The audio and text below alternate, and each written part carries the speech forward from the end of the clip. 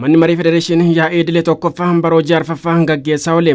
Manni marichaa ajandaalee dhiyaatan irratti kan marate yoo ta'u, karoora bara 2017 koreen dhimmi ilaallatu dhiyaates qoratee jira. Karoora bara hojii bara 2017 dhiyaate irratti hundaa'uudhaan gaafii fi yaadni miseensota mana marii federeeshinii irraas dhiyaateera. በእኔ እምነት በዚህ ዓመት ለየት ያለና አቅጣጫን የሚያስቀምጥ ቅድ ይሆናል ብዬ አስቤ ነበርና akka amantaa kootti bara kana karoora sirriitu karoorfame jedhee yaadaa ture. Garuu karoora karoorfame yemmuun ilaalu wantoonni hin guunne akka jiraniin hubadhe. Dhimmoonni ilaalamanii haala qabatamaa biyya keenya keessa jirtu jiddu galeessa kan taasifate natti hin fakkaatu. Kana bira darbee immoo koomishiniin marii biyyaalessaa karoora kana keessatti gaheen isaa maali kan jedhu karooricha keessatti hin agarsiisu. Ijaarsa biyyaa keessatti gaheen koomishinii marii biyyaalessaa olaanaa jennee yeroo dubbannu karooricha keessatti wanti eerame waan hin jirreef osoo ifanu taasistanii jechuun barbaada. ያዩበትን ነገር የተወሰነ ማብራሪያ ቢሰጠኝ በአመቱ የሚያስፈልጋቸው ጉዳዮች dhimmoota hordofiin barbaachisu hordofanii furmaatatti kennuuf wantoonni karoorfaman as keessatti ibsamaniiru. Kun ammoo karoora karoorfame hojiirra oolmaa isaa hordofuuf nu gargaara. Raawwiin waggoottan darbe guutummaan guutuutti hojiirra ooleera jechuu baannus qabatamaan jijjiiramni argamaa jira. Dhimmoonni xiyyeeffannoo barbaadan hedduunis as keessatti eeramaniiru. ብዙ አወዛጋቢ የሆኑ ጉዳዮች መፍትሄ የሚያስፈልጋቸው ጉዳዮችን በዚህ እቅድ ውስጥ በዚህ ዓመት ትኩረት ተሰጥቶ እንደሚሰሩ አይቻለሁ።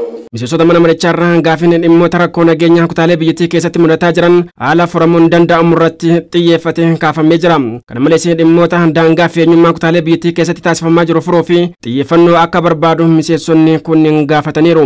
ከወሰንና ከማንነት ጋር በተያያዘ በርካታ ጥያቄዎች አሉ እንደ ሀገራችን የሚታወቁ dhimmoota daangaa fi eenyummaa waliin wal qabatee gaaffileen hedduun ka'aa jiru. Akka naannoo keenyaatti dhimmoonni daangaa fi eenyummaa raayyaa fi xagadee ka'aa jiru. Gaaffilee kanneen deebisuu fi karooruma waggaa darbeetu jira malee qabatamaan hojiitti waan seename hin jiru. Koreen dhaabbii bara bajataa bara 2016tti maal hojjetaa ture kan jedhu hin ibsamne. Nuyis immoo akka miseensa mana mareetti dhimma kana deeggaruufis mormuufis nu rakkisa. Wanta jiruu fi dhimmicha ifa osoo nuu ta'e jechuun barbaada. እሱንም የሚያስረዱበት መንገድ ቢፈጠርና ግልጽ ቢሆንልኝ gaafii fi yaada miseensota mana marii federeeshinii irraa ka'anii fi deebii kan kennan afyaa'ii mana marii federeeshinii obbo Aganyoo Tashaagar dhimmoota daangaa fi eenyummaa waliin wal qabatanii ka'anii fi mootummaan federaalaa xiyyeeffannoo kennee hojjetaa jira jedhu.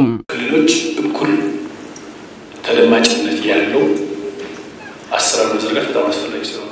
naannoleen walqixa dhaggeeffamummaa argachuu qabu. Dhimmoonni daangaa wajjin wal qabatanii koreen dhaabbii erga dhaggeeffateen booddee gara mootummaa federaalaatti dabarsa. Mootummaan federaalaa ammoo karaa hojimaata biyyattii eegeen naannolee kunneen keessatti riiferendamiin gaggeessama. Kun karaa kanaan furmaata argata. Yeroo hojiin hafi xumurame manni maree federeeshinii murtoo dabarsa. ለሪፈረንደም መድረሱ ማረጋገጥ መቻል አለበት። ያ ሲደርስ ለሀውስ ኦፍ ፌዴሬሽን ቀርቦ ለምክር ቤቱ ቀርቦ ውሳኔ ይወሰናል ማለት ነው። Dhimmoota sadarkaa biyyaatti ilaalamuu qabanii fi miseensonni mana marii federeeshiniis haala mijeessuun dirqama akka ta'es hubachiisaniiru.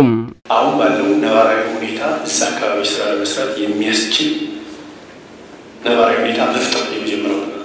Bakkeewwan rakkoon jirutti furmaata akka argatuu fi naannichatti haala mijataa uumuun barbaachisaadha. Dhimmoonni naannoo Tigraay keessa jiran jijjiiramuu qabu. Kan naannoo Amaaraa keessaas akkasuma yeroo dhimmoonni kun jijjiiramani koreen dhaabbisa ta'u manni maree federeeshinii dhimmoota kunneen irratti hojjechuu danda'a. Koreen dhaabbate dhimmoota daangaa fi eenyummaa qulqulleessaa jira. Isarra dhaabbannes murtoo kennina. አንድ ብሔራዊ ኮሚቴ አቋቁሞ ስራ እየሰራ ነው። የእሱን ሪፖርት እንጠብቃለን። Yaa'ichi karoora koree dhaabbii dhimma baajataa fi deeggarsaa fi galii waloo koree dhaabbataa hariiroo mootummaa tokkummaa fi diimokiraasii barsiisa heeraa mootummaa koree dhaabbii eenyummaa daangaa bulchiinsaa fi ijaarsa nageenyaa koree dhaabbata jiddugaleessa heeraa mootummaa fi hordofii raawwii murtoo bara baajataa bara 2017 dhiyeessan irratti marate sagalee guutuun raggaasisee jira.